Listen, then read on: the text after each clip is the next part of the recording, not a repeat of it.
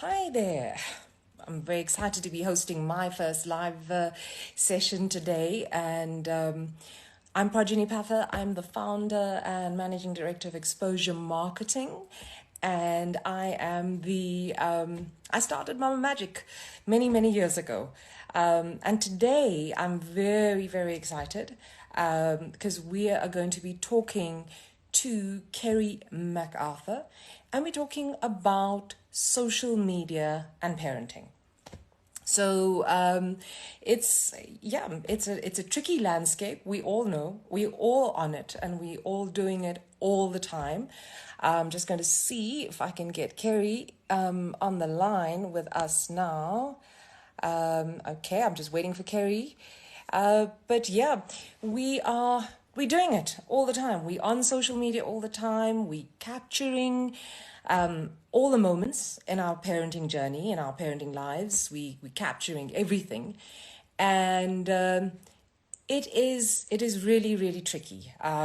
Sometimes you're not sure whether we're doing the right thing or the wrong thing. We are jotting down a historical journey for our children, and in their lives to come, they're going to be looking at our Instagram feeds and our Facebook and all our social media feeds, and they're going to be wondering, what were you doing, Mum, at that point in time? Why did you post that picture of me, Mum? That's not the greatest picture.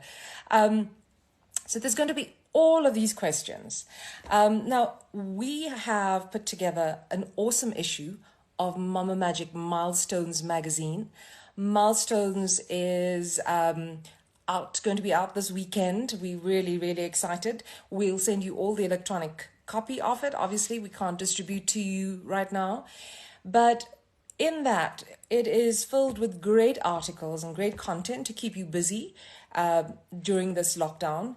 And I hope that you will really enjoy it. I hope that it's going to be a thought-provoking journey for you in your parenting journey at this point in time.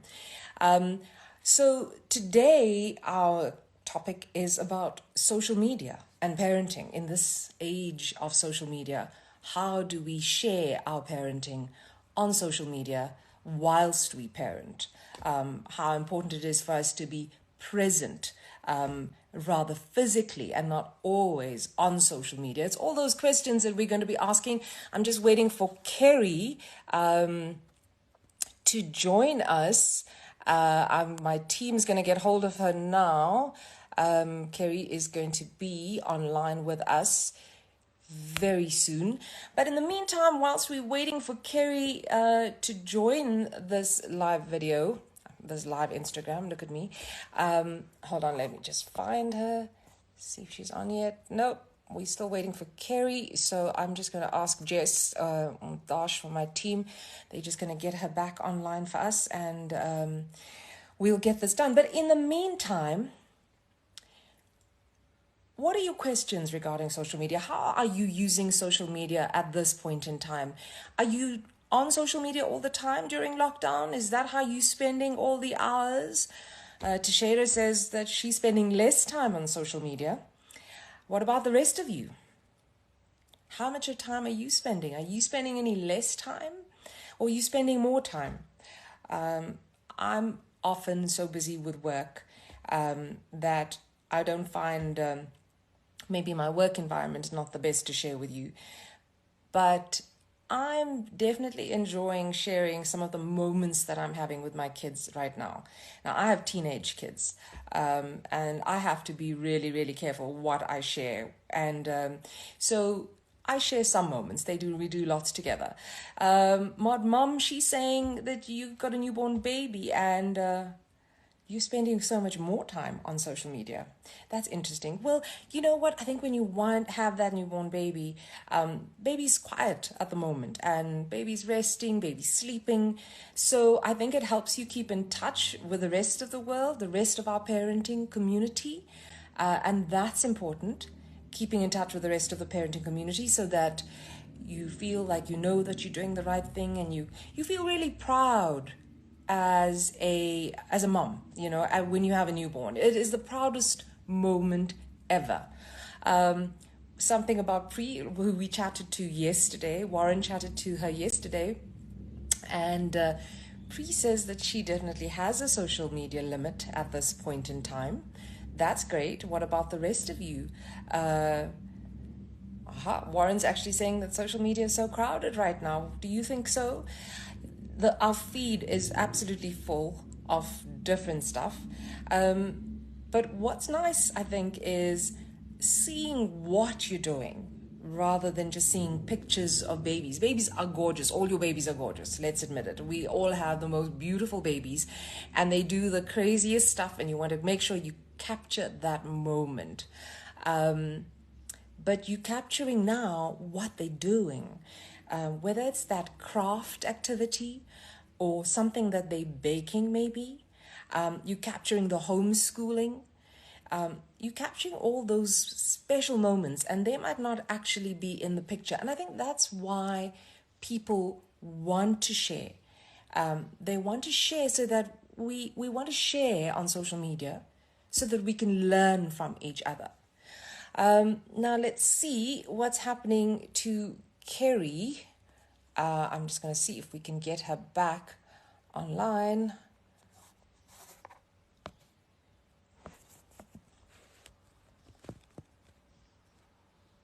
Right, hold on a second. No, we seem to be having a little bit trouble getting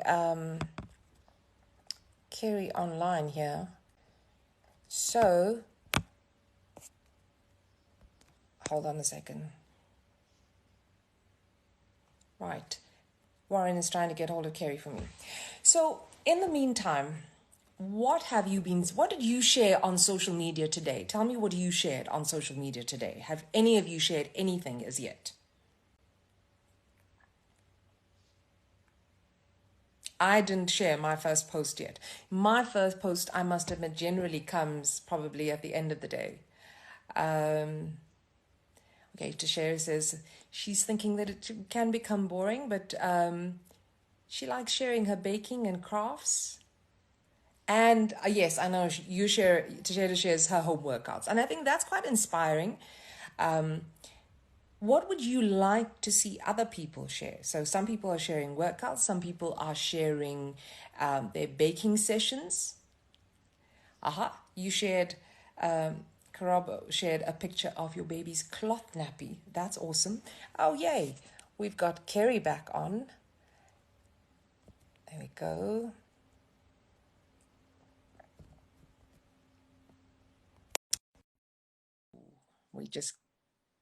Yay.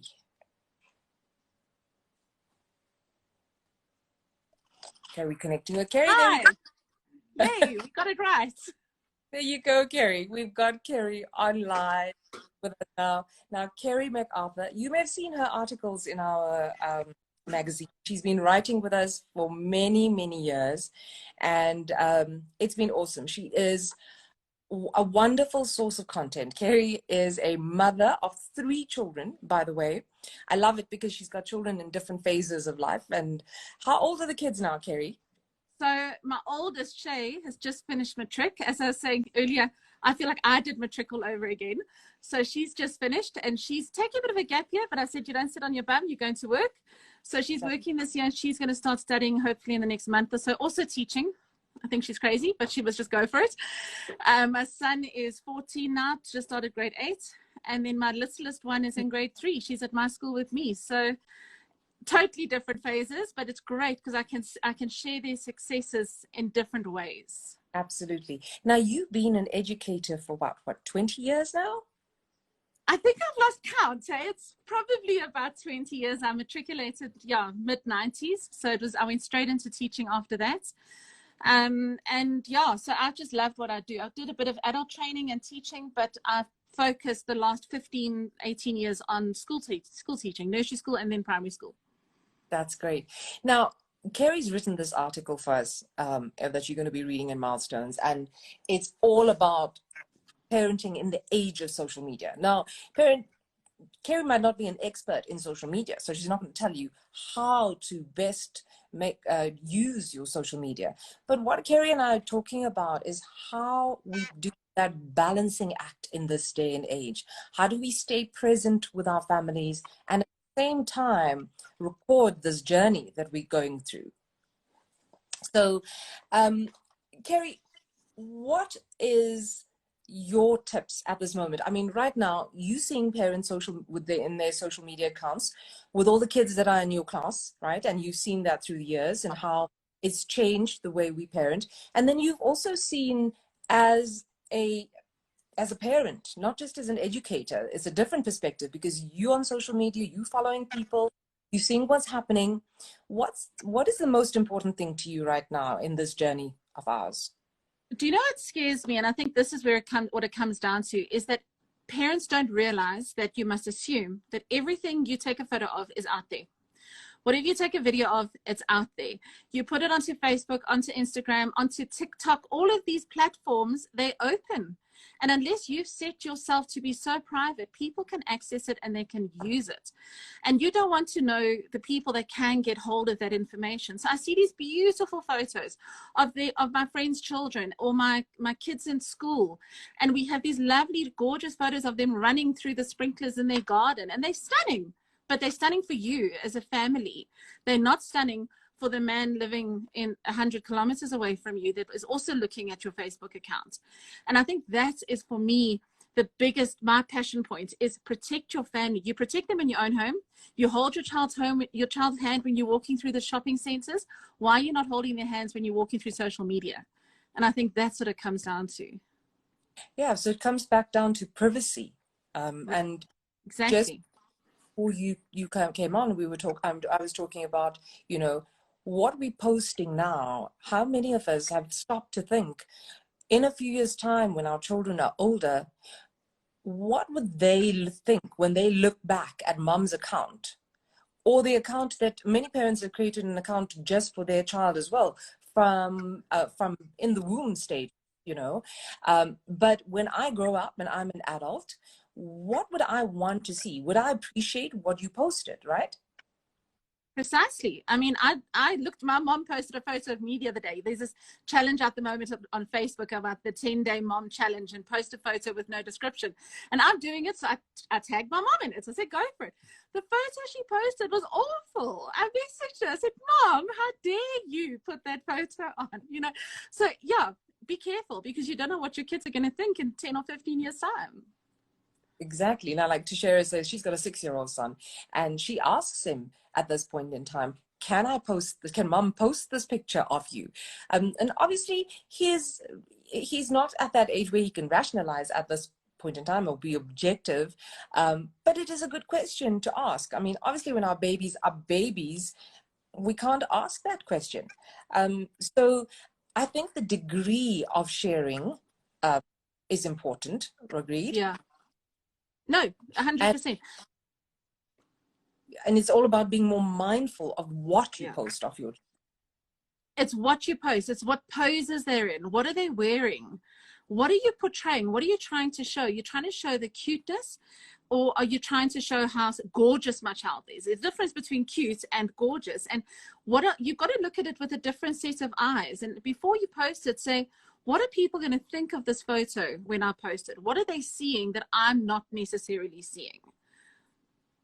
Absolutely.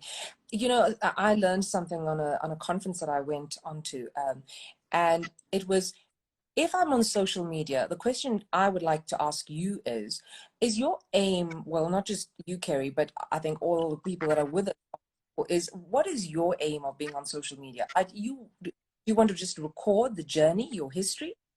Do you want to inspire people and inspire our parenting community? Or do you just want to influence them to do it your way? And that's a very good question. Yeah, so those of you that are watching, let's see, Kerry, let's see what people are saying. What is your objective of being on social media? So all of you that are following us now, following this video, what do you want to do? Do you want to journal this time with your children? Do you want to inspire, or do you want to influence? Kerry, what are your thoughts on that? Well, I think most parents are wanting to journal. I think there's this trend at the moment going where you open up an account for your child, you open up an email address for your child, and you email them stories. about what they've done, and you send them photos, and then when they're 18, you give them this password to the email address. And I think that's such a lovely idea, as long as it's private. So I think it's journaling, but be careful of what you're journaling and how you're doing it. And I think from my point of view, I've got my Facebook. It's very private. I hope I check it. And it's more to just keep track. And I'm loving now, 3 or 4 or 5, 10 years down the line, I think it's only been going for about 10 years now, is the memories that are popping up of what my children did or said. And I told my 14-year-old the other day, guess what you said 5 years ago? And he goes, Mom, you know. But it's a memory, and that's important. And that's the value in what social media is doing for us. Absolutely. Now, Kerry, another question that I have for you is, how do you think social media has changed our parenting at this point? It's frightening, because you know what? We're stuck behind our cameras the whole time. As it is, you and I are stuck behind our cameras, sitting at home because of lockdown. I hope you're at home because of lockdown. And there's so many times that we're not looking and absorbing what our children are doing. We're so worried about, where's my camera? What's happening? And by the time you've picked up your camera, you've missed the triple backflip they did into the swimming pool, you know, and you've now lost that moment because A, you didn't get it on your camera like you were planning to, and B, you didn't get it into your memory bank because you weren't even watching. And that, I think, is one of the biggest things. The other thing is, and there's a school that put a letter out, and I'm so tempted to do it, but I'm not sure how my parents will take it yet. And the letter basically says, your children are here to see you, not your phone. Put your phone away when you come and fetch your child. And there's some parents that took huge issue to this. I loved it. Because the amount of parents that walk in to fetch their little 3, 4-year-olds, all they want to do is say, Mommy, look at the picture.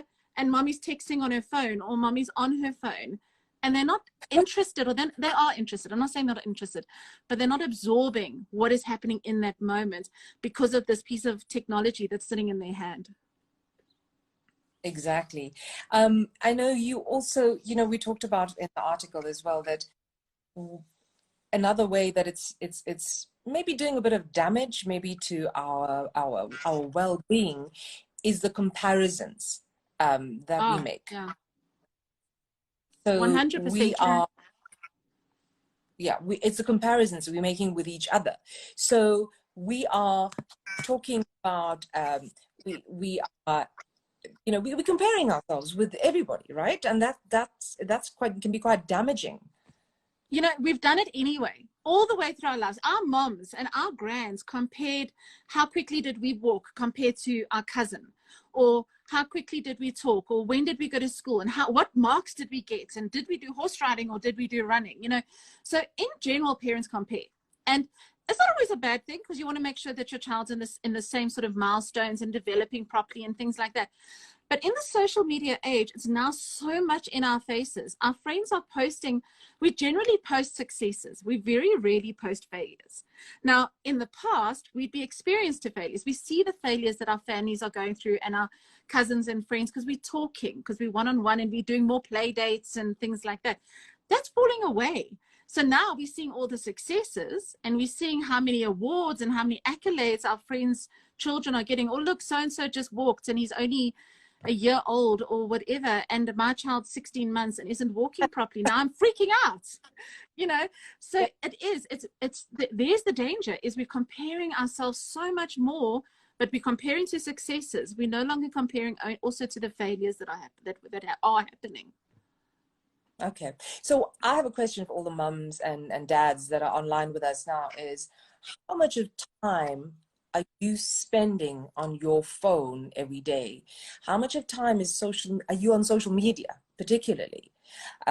Because that's another thing that social media is stealing, right? Precisely. It's time. Yeah.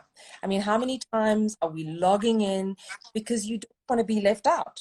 You don't want to feel left out. You don't want to miss out on something else that's happening in somebody else's. Well, on my phone, on iPhone, you've got this app. So most phones have got this sort of analytical app, or you can download one that shows you your screen time. And it tells you what you spent the most time on. And it is frightening how much time I spend on rubbish. You know, like my news and my books are 1% of my time. My Facebook and TikTok and all of this nonsense is taking up 80% of my time. It's crazy. Because it's absolutely addictive. I mean, we as parents can stand it because there's always just the thing where you're just going to check the time, or you go into your phone for something because it's our outside. It keeps us going. I mean, our Yeah, diaries are in it, things in it. But you go to get your phone just to go and see what your meeting, and the next thing you've spent half an hour on your phone because exactly. these other things pop up, right? And it steals time away from our families, I suppose. That's what we're getting It to. it really does. It steals that time. And maybe a tip there would be switch off the notifications. Those little red numbers above Facebook and above Instagram, those are the ones that draw you in. So switch off the notifications, because we try and limit our children's time on phones. So we should try and limit our own. And I'm speaking not to the converted here, because I'm really bad with my phone, and my children will protest to that. But so switch off those notifications, because if they're not bugging you, if they're not popping up all the time, if there's not these little red icons bugging you, you won't be as tempted to go in and check it. So switch them off, and then make a time after kids have gone to bed. Now, this is my social media time, or at 10 o'clock in the morning when I'm taking a tea break, and you're not getting irritated with those notifications all the time. I've heard this tip, and I still haven't tried it yet. I need to, is to make sure that don't leave your phone in the room with you at night before you go to bed. Yeah. I don't know if anybody else has tried that. I see somebody's here saying that they leave the phone in the bedroom for a few hours whilst you're in the rest of the house. So that's one way of keeping it away from you. But I've also heard at night, try not to leave your phone next to your bed. That will also help you to just not have that temptation to take it. You know, Pre Yeah. says switches it off, but that's really great. But then for me, that temptation is still there. What am I missing? Absolutely. And the other thing that you spoke about is role modeling, in terms of what we're doing now with our children, right, in social media. Well, precisely. What you're doing, your children see. So a little while ago, it was about a year and a half ago, my youngest was, every time we went to the shop, she'd say to me, Mom, can I have your phone? So she wants to play games. So I'd give her my phone, because you know what, it's just easier. They're in the trolley and they're wanting this and they're wanting that and they're throwing temper tantrums. Here, take my phone. And about a year and a half ago, I went, no, wait a minute, this is actually getting way out of hand. And I stopped giving her my phone. And she said, but why? I said, because my baby, you need to learn to be bored. And she goes, oh. So I said, because in boredom comes creativity, comes imagination. So allow them to be bored, allow them to go outside. So about 6 months later, though, she turns around to me and she goes, because by now she's figured out that she can play aeroplanes with bananas, and she can figure out that she can make fortresses with the sugar packets in the trolley and whatever. But about 6 months later, she turns around and she goes, Mom, I figured it out. I said, what, Chloe? What did you do? I figured out. I now know. I said, I don't understand what you're talking about. She goes, Mom, I know now how to be bored. Can I have your phone? I'm like, no. They're so clever. You must be careful. Another thing I know that you've mentioned in the article as well, which I really like, is about screen time should not equal alone time. And that is scary, because alone time breeds naughtiness and breeds mischievousness and breeds nonsense, especially with the older children. And younger children, you don't understand what they can get into these phones incredibly. They can access apps that you've got on your phone, which is okay for you as an adult, but is not okay for your 3 or 4-year-old. And before you know it, they're sitting in the bedroom and they're playing on their phone, and you don't know what they're accessing. So be careful. And Kerry, what are your thoughts on screen time? Because I've seen this come up often in personal conversations with family and friends. We had this yesterday when Warren was in conversation with Pre. We're in lockdown, and there's this, our children are just inclined to be at the television or the computer or something to keep them busy. What are your feelings about this at this moment? Okay, so I'm going to talk about it in 2 different ways. I mean, lockdown is a completely different situation that we're finding ourselves in. Parents are under so much pressure. A lot of them are having to work from home, and now they've got their 2 or 3-year-old that needs to be entertained. If it weren't lockdown, I would say limit it to no more. It's the standard for a toddler for sort of a preschooler is no more than an hour a day. And I put it in the article. And that includes TV time. So that's the first thing, is try and live. If we're in a normal family environment, limit it to about an hour a day. Maybe an hour and a half is an absolute maximum. If you give them time on the TV as well, then half an hour on an iPad or a cell phone or something. In lockdown, my advice is stop stressing. You know what? We're under so much pressure and so much stress at the moment with what is happening. Are we going to get sick? Aren't we going to get sick? Is my child going to be okay? Let's not worry about screen time right now. But you know what I was concerned about? Because I adopted that attitude with my 8-year-old, and I said, you know what, I'm not going to stress. But then I got to a point where she was spending the entire day on the tablet. I thought, no, hang on, wait a minute. And then I started sending her outside, and I started doing a lot more crafts. But it's got to be your time and what is available to you and how much time you've got. So now, during lockdown, try not to stress too much. But in normal family life, I would say definitely restrict it. There is studies that show the damage it does on brain development when there's too much screen time, with that blue light that you don't see, that affects the children's brain development. It's scary. Absolutely. Well, Kerry, thank you so much for joining us this afternoon. That was just the tip of the iceberg in terms of what else you've written for us. It's been really, really great. I really look forward to everybody reading your article. I think it's going to teach you so much. Thank you all for joining us this afternoon with Kerry. If you have any more questions, drop us an email or drop us a message on Instagram for Kerry, and we'll see if we can get that answered. But thank you for joining us. Tomorrow, Kerry, you can also listen in. We've got Nandi, who's joining us tomorrow. She is an influencer. She's a celebrity. She has two children of her own, and she's an engaging personality. She really is an inspiration to many, many of her followers. And Warren's going to be interviewing her tomorrow. She's also in the social media game, and maybe we can learn a thing or two about how she manages family life and being an influencer on social media and inspiring all these people. So we look forward to that. That's tomorrow. You will follow us on Mama Magic, find out exactly what time it's going to be on. But for now, Kerry, thank you so much again for joining us. We always value your advice and your information, and you have always so much to share. So thank you very much. And pleasure. Thank you. Thank you, guys. See you tomorrow. Bye.